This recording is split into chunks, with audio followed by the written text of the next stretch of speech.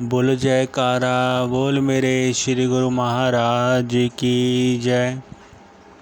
पूज्य प्रेमी महात्मा जी का बहुत ही प्यारा सत्संग आप गुरुमुख जन कृपया जरूर सुने, आत्मिक शांति मिलेगी।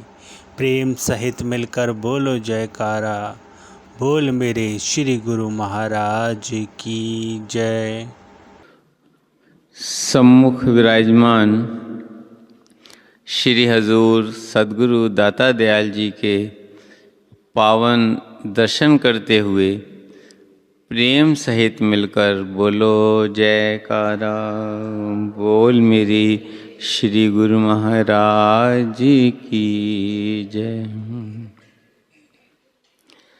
आज मंगलवार के दिन जो हम सबको मंगलमय पावन श्री दर्शन का, अमृतमय वचन का और शुभ आशीर्वाद का सौभाग्य प्राप्त हो रहा है, उसके लिए सभी गुरुमुखों को लाखों लाख बधाई हो।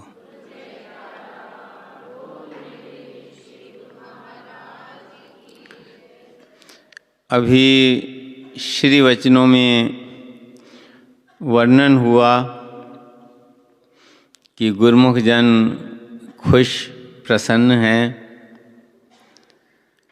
खुश प्रसन्न रहना ही, अगर खुश है प्रसन्न है तो उसका जो जीवन है वो बड़े ही आनंदपूर्ण व्यतीत होता है। स्वस्थ तन में ही स्वस्थ मन रहता है। इसलिए श्री सद्गुरुदेव दाता दयाल जी ने ये वचन फरमाए कि तन भी स्वस्थ रहे और मन भी स्वस्थ रहे। तन की जो बीमारी है शरीर के अंदर, हर किसी को कोई भी विरला व्यक्ति होगा जो पूर्ण तौर पर स्वस्थ होगा, लेकिन जो शोधकर्ता हैं उन्होंने जो है ये बतलाया है कि शरीर के अंदर 10% जो बीमारियां हैं वो ऐसी होती हैं जो जेनेटिक होती हैं, जो परिवार के उससे आती हैं, और 10% ऐसी होती हैं जो कुदरत की तरफ से आती हैं। किसी का एक्सीडेंट हो गया, कहीं ठोकर लग गई, कहीं चोट लग गई, कहीं कुछ हो गया। लेकिन जो 80% बीमारियां हैं वो मन के अस्वस्थ रहने के कारण और शरीर को ठीक तरीके से उसका ध्यान न रखने के कारण पैदा होती हैं। 80% बीमारी जो है इंसान की खुद खरीदी हुई होती हैं। तो तन को महापुरुषों ने जो इस श्री अनंतपुर दरबार की रचना रचाई है, उसके ऐसे नियम बनाए हैं कि जिससे तन भी स्वस्थ रह सके और मन भी स्वस्थ रह सके। तन को स्वस्थ रखने के लिए उसका जो आज आहार है वो स्वस्थ आहार होना चाहिए। और यहाँ पर जो श्री अनंतपुर में महापुरुषों की ओर से व्यवस्था है वो जो है सात्विक आहार की व्यवस्था है। अगर हम उसको जो है उसमें और घी लगाते हैं, तड़का लगाते हैं, ये करते हैं, वो करते हैं, तो वो जो है हम अपनी तरफ से करते हैं।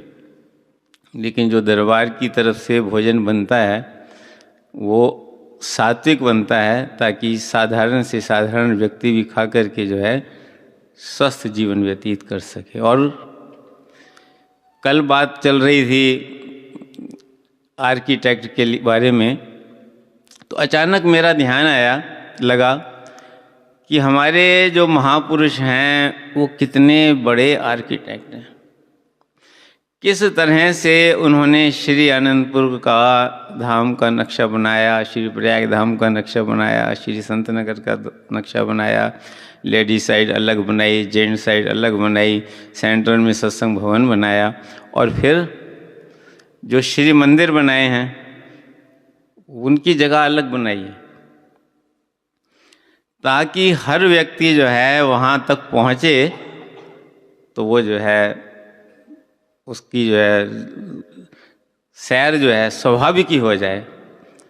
बाहर तो जहाँ भी जाओ हर तरफ पॉल्यूशन ही पॉल्यूशन है, कहीं भी जो है ऑक्सीजन लेना ही मुश्किल, सांस लेना ही मुश्किल है बाहर।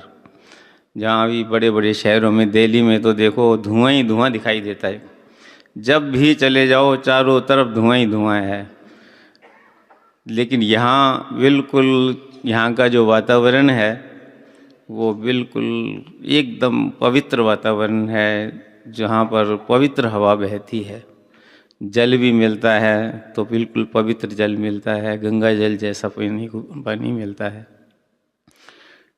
तो सबसे बड़ा जो शरीर को स्वस्थ रखने के लिए है वो है पैदल चलना, आहार और पैदल चलना। जितना हम पैदल चलेंगे, श्री गुरु महाराज जी ने बहुत सारे गुरुमुखों को, महात्मा लोगों की तरह हमने देखा है जो व्हील चेयर से के बिना चल ही नहीं सकते थे, उन्हें खड़ा करके चलवा दिया। एक महात्मा जी हैं शक्ति नगर वाले, आपने देखा होगा, कई बार आते हैं दर्शन करने के लिए, उनकी बहन बाई जी भी है। तो वो इतने वो हो गए कि व्हील चेयर से उठ ही नहीं सकते थे, और उनके कितने तो ऑपरेशन हो गए, सब कुछ हो गया, लेकिन श्री गुरु महाराज ने उनको हिम्मत दी। अब वो यहाँ जंगले से अपना व्हील चेयर से उठ के आते हैं, चल के आते हैं और चल के वापस वहाँ तक जाते हैं। तो जो पैदल चलना है, पैदल चलना आदमी के शरीर को नख से लेके शिख तक उसके खून के दौरे को ठीक करता है। और उसके बाद जो है मन को स्वस्थ रखने के लिए भी महापुरुषों ने ये भक्ति के नियम, पूरा दरबार ही जो है इसलिए बनाया है। श्री गुरु महाराज जी, पंचम पातशाही महाराज जी वहाँ बॉम्बे में एक बार गए थे डॉक्टर को दिखाने के लिए, तो जब विनती की गुरु महाराज जी ये हार्ट के बड़े डॉक्टर हैं, श्री गुरु महाराज ने फरमाया आप हार्ट के बड़े डॉक्टर हो, आप शरीर के डॉक्टर हो, और आप जानते हो हम मन के डॉक्टर हैं, मन को ठीक करते हैं। तो उन्होंने जितनी भी ये सारी रचना रचाई है, ये मन को स्वस्थ रखने के लिए रचाई है। अगर हम अपने ध्यान को सद्गुरु के चरण कमलों में लगाते हैं, गुरु दरबार की सेवा में लगाते हैं, सिमरन में लगाते हैं, सद्गुरु की महिमा की गायन में लगाते हैं, उसके श्रवण में लगाते हैं, तो हमारा जो मन है वो सदा स्वस्थ रहता है। और स्वस्थ रहता है मन, चित्त प्रसन्न होगा, तो शरीर में अगर कोई बीमारी भी होगी तो भी शरीर भी वो जो है प्रसन्न रहता है।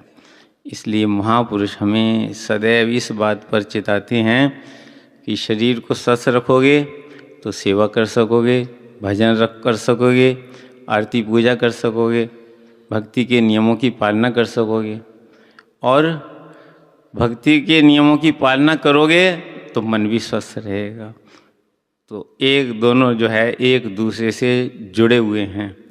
तो हम सबका कर्तव्य है, ये महापुरुषों की कृपा है, वो हमारे जो है हमें अंतर से भी ठीक रखना चाहते हैं और बाहर से भी ठीक रखना है। वो जो पूछते हैं हमसे कि खुश प्रसन्न हैं सब गुरुमुख, तो उसका भाव यही है कि वो चाहते हैं कि जो हमारे सेवक हैं, जैसे जिसका भी जो प्रिय होता है उसके दिल में यही कामना होती है, जो मेरा प्रिय है वो सदा खुश रहे, प्रसन्न रहे, और उसका प्रयास होता है कि मेरी जो हर कोशिश है वो उसे खुश और प्रसन्न करने की। जैसे गुरुमुखों के दिल के अंदर ये भाव होता है कि हमारे श्री गुरु महाराज जी हम पर सदा प्रसन्न रहें, सदा खुश रहें, तो श्री गुरु महाराज जी भी यही चाहते हैं कि हमारे जो सेवक हैं जहाँ भी रहें खुश रहें, प्रसन्न रहें, आनंदित रहें, अंतर से भी बाहर से भी।